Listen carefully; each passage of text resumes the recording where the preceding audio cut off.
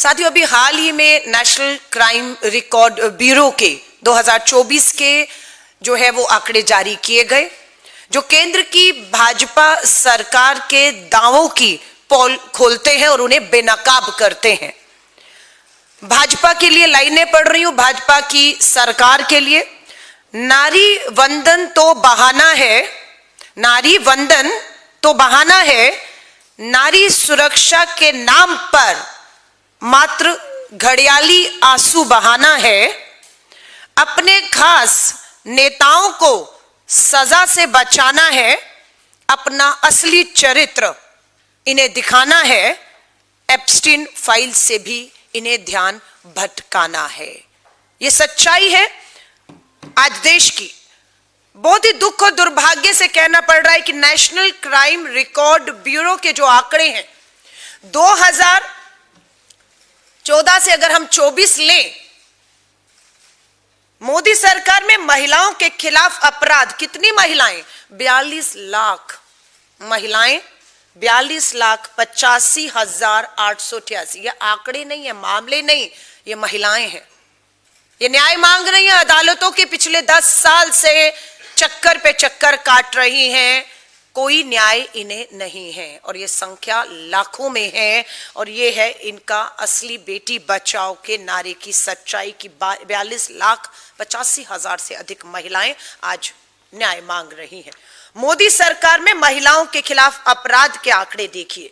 2014 में जब ये सरकार में आए तो 3,40,000 महिलाओं ने अपने खिलाफ बलात्कार, यौन उत्पीड़न और अपराध के मामले दर्ज कराए। 2014 से आते आते देखिए ये मामले कम नहीं हो रहे, ये लगातार हर साल महिलाओं के प्रति अपराध में बढ़ोतरी होती रही। और 2024 में अगर आप आंकड़े देखेंगे नेशनल क्राइम रिकॉर्ड ब्यूरो के, तो 3,40,000 के करीब 14 में हमारी बेटी बहनें न्याय मांग रही थी, तो आज आंकड़ा है, एक साल का आंकड़ा, 4 लाख लगभग 42,000 बहन बेटियां 2024 में मामले दर्ज हुए न्याय मांग रही है। उन सबको अगर आप कुल करेंगे तो आज संख्या हो गई है 42,85,000 महिलाएं।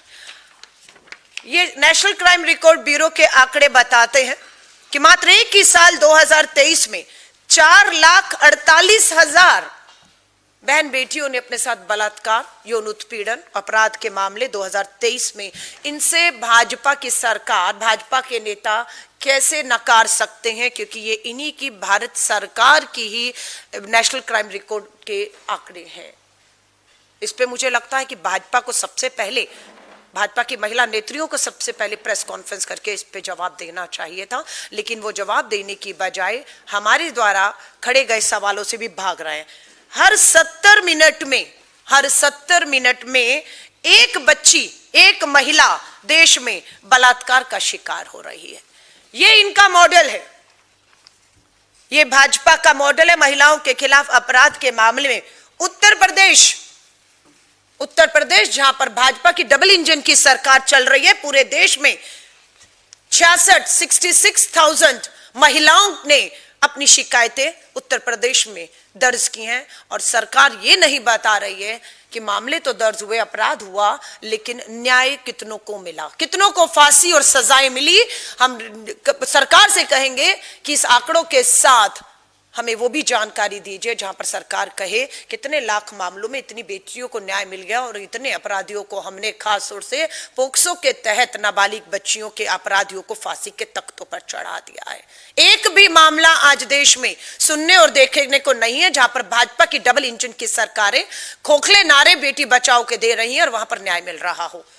दूसरा राज्य भी भाजपा का राज्य है, महाराष्ट्र, भाजपा की डबल इंजन की सरकार। देश में महाराष्ट्र महिलाओं के अपराध के मामले में दूसरे नंबर पे खड़ा है। 47,000, लगभग 48,000 महिलाओं ने, बेटियों ने यहां पर भी अपनी शिकायतें दर्ज की हुई हैं, कोई न्याय नहीं।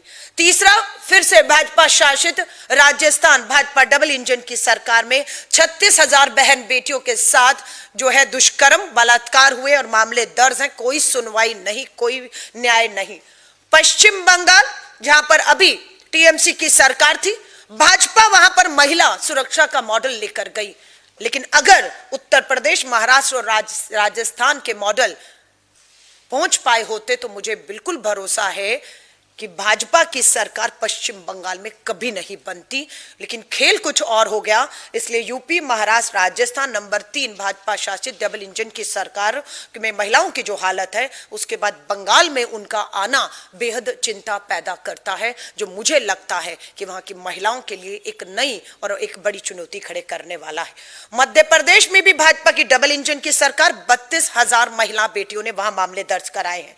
बिहार में इनकी सरकार 27,000 महिलाओं ने, हरियाणा में भाजपा की डबल इंजन की सरकार में लगभग 14,000 महिलाओं ने, बेटियों ने, और भारत की राजधानी दिल्ली अछूती नहीं रही।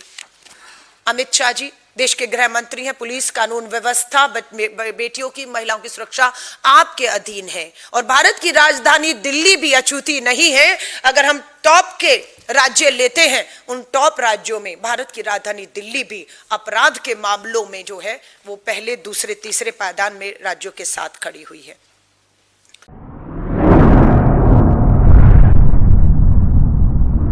अतराफ टीवी, हर बात सच के साथ।